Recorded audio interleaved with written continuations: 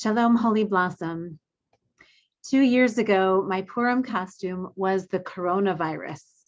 I wore a crazy pink hat and a pink boa, and I carried around a hand sanitizer labeled with the verse from the Book of Psalms asking, "Who may stand in God's holy place? Those with clean hands and pure hearts." Little did we know. We had no idea what we were in for. And after the bouncy castles and the groggers were put away, we made what seemed then like an excruciating decision to go into lockdown. With the help of our Director of Communications, Deanna Levy, and with a connection from our President, Avra Rosen, we put together our first live stream service. And that was exactly 2 years ago, this Shabbat. I will never forget how that camera looked, held together by duct tape and teetering on a little table. That's how we felt too, like we were just barely holding it together, not knowing what to say to our kids, not knowing how to protect ourselves or those we love, not knowing how much to worry, and not knowing how long this lockdown would last. And that Shabbat, I read this poem by Donna Ashworth. History will remember when the world stopped. History will remember when the world stopped and the flights stayed on the ground and the cars parked in the street and the trains didn't run. History will remember when the schools closed and the children stayed indoors and the medical staff walked towards the fires and they didn't run. History will remember when the people sang on their balconies, in isolation, but so very much together in courage and song. History will remember when the people fought for their old and their weak, protected the vulnerable by doing nothing at all. History will remember when the virus left and the houses opened and the people came out and hugged and kissed and started again, kinder than before. Kinder than before. I hope so. I really hope so. And I wonder, are we? Will we be kinder than before? I think we are more forgiving and less demanding of one another and of ourselves. And that's a good thing. But kinder, time will tell. When I read that poem, I thought it would be weeks, maybe months, but certainly not years. And now here we are on what feels like the other side. Our medical panel of advisors told our COVID cabinet earlier this week, we may be done with COVID, but COVID is not done with us.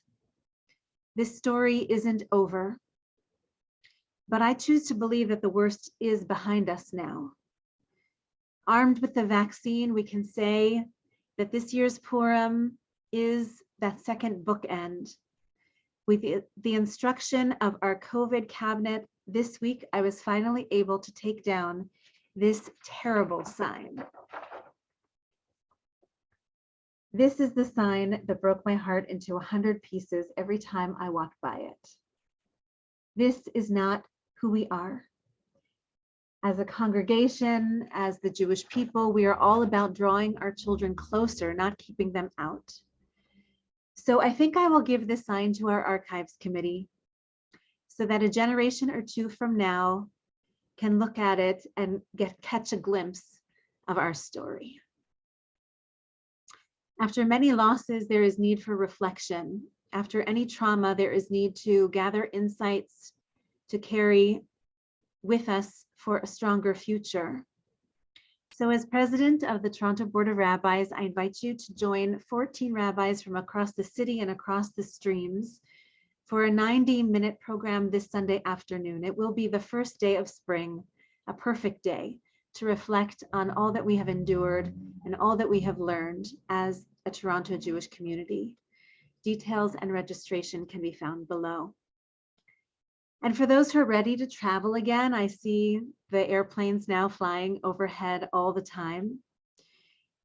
For those who are at least ready to dream of traveling again, I hope you'll consider joining me and the Toronto UJA to celebrate Israel on her 75th birthday next spring. Again, details can be found below. There will be multiple tracks for first-time travelers to Israel, and also tracks for those who have been many, many times before and are looking for something new. After Purim comes Pesach, which is known as Zman Cherutenu, the season of our freedom.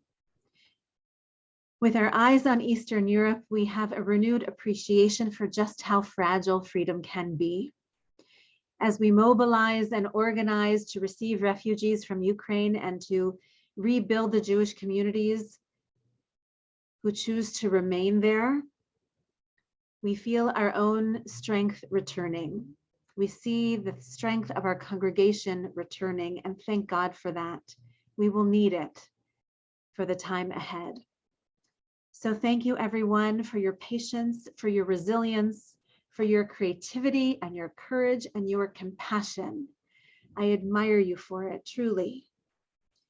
And now we can put our collective strengths towards more than just survival.